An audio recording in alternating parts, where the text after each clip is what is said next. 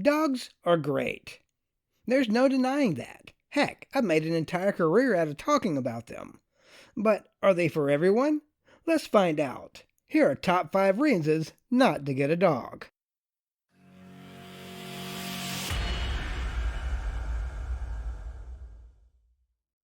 From the start, owning a dog is a commitment that extends far beyond the initial excitement of bringing a dog home.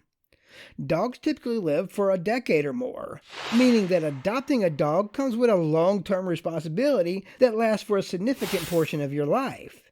If you own a home and live a pretty routine and stable life, you're probably good to go. But this commitment involves not only meeting their physical needs, such as providing shelter, food, exercise, and veterinary care, but also fulfilling their emotional and mental requirements for companionship, affection, and stability. A dog may be part of your world, but to the dog, you are their entire world. Are you in a place where you can commit to a decade of caring for another being? If not, you can end the video here. Question answered. For the rest of us, let's move on. For some of us, particularly those with allergies to pet dander or respiratory conditions like asthma, the presence of a dog can exacerbate their symptoms and affect their overall well-being. Pet dander, saliva, and urine are common allergens that can trigger allergic reactions in susceptible individuals, leading to symptoms such as sneezing, itching, watery eyes, and respiratory difficulties. Airborne allergens from pets can linger in the home, posing challenges for those with sensitivities, even in areas where the dog isn't allowed.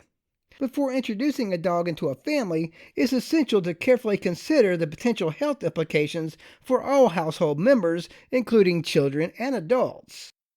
Consulting with a healthcare professional or allergist can provide valuable insight into the specific allergens involved. In some cases, individuals may need to explore hypoallergenic dog breeds, linked to a few videos in the description, or alternative pet options. I'm not completely immune to dog allergens. I have a selection of air purifiers in my home, and pets aren't allowed in my bedroom. I'll leave some links below. It's not perfect, but I'm not a severe allergy sufferer.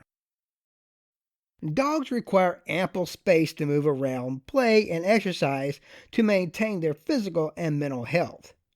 In small apartments or homes with limited indoor and outdoor space, accommodating the needs of a dog can be challenging. Without sufficient room to roam and engage in regular physical activity, dogs may experience boredom, frustration, and even behavioral issues. Of course, most small dogs are more suitable for small living spaces than big dogs. There are always exceptions. You should know the breed well if space is a concern before adopting it. Another consideration regarding space limitations is the presence of pet-related restrictions imposed by landlords or homeowners associations.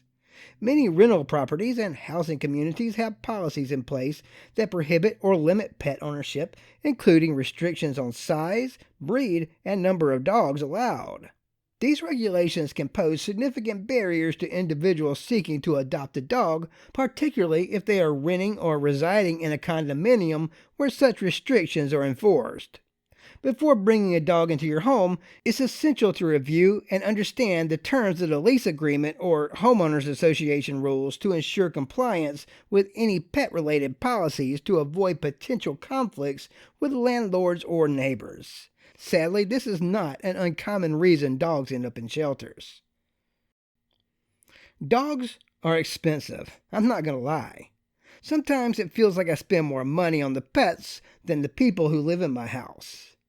These expenses include regular purchases of high-quality dog food, routine veterinary care such as vaccinations and checkups, grooming supplies, and essential accessories like collars, leashes, and bedding. And in the case of my little mutt Maisie, replacing the socks she steals and chews holes in. Moreover, unforeseen medical emergencies or illnesses can pop up, resulting in big veterinary bills, the kind that make you have to skip a car note or worse. Before committing to dog ownership, it's essential to assess whether you have the financial resources to provide for your pet's needs adequately. Dogs thrive on routine and structure, relying on their owners for daily activities such as walks, playtime, grooming sessions, and trimming. Failure to provide time and attention to a dog's needs can lead to boredom, anxiety, and behavioral issues. For individuals with demanding work schedules, frequent travel obligations, or other time consuming commitments, finding the necessary time to devote to a dog's care can be challenging. Also, the decision to bring a dog into one's life should align with their ability to provide consistent and quality care over the long term. Considerations such as work hours, commute times, social commitments, and other responsibilities should all be taken into account to ensure that you can provide a fulfilling and enriching environment for your canine companion.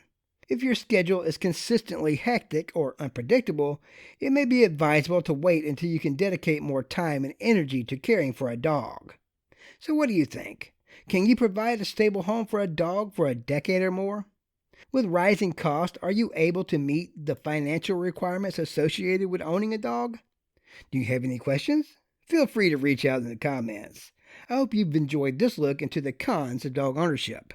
And as always, catch you next time.